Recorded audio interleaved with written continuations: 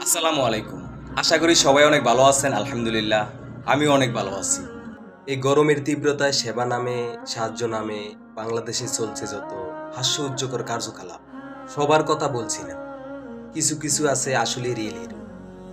তারা কোনো সিনেমায় বা রাজনৈতিক অঙ্গনে না থেকেও হিরোর মতো কাজ করে যাচ্ছে মানুষের জন্য। অন্যদিকে দেশের সূর্য সন্তানেরা গাছ লাগানোর কর্মসূচি পালন করে উত্তপ্ত মাটি ফাটা রোদের সিজনে। আবার আমাদের হিট অফিসারের সতর্কবার্তা শুনে মানুষের হিট আরো দ্বিগুণ হারে বেড়ে যায়। আবার পশ্চাত্যদের নোংরা আলোয় আলোকিত হতে গিয়ে বাংলাদেশের ঐতিহ্য ভুলে গেছে আমাদের দেশের মানুষ গড়ার কারিগরেরা। বলছি ঢাকা বিশ্ববিদ্যালয়ের কথা। ঢাকা বিশ্ববিদ্যালয়ের মতো একটি শিক্ষা প্রতিষ্ঠানে এই গরমের তীব্রতায় বৃষ্টি কামনায় নামাজাদের অনুমতি দেওয়া হয়নি।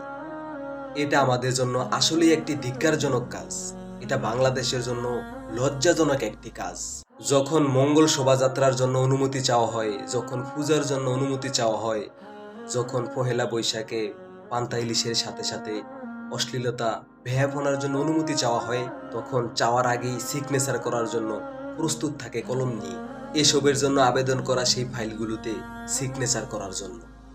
যখন বহির্বিশ্ব এই সমস্ত কর্মকাণ্ড দেখে, তখন তারা উপরে উপরে সাপোর্ট বা বাহাবা দিলেও তলে তলে তারা ধিক্কার দিচ্ছে।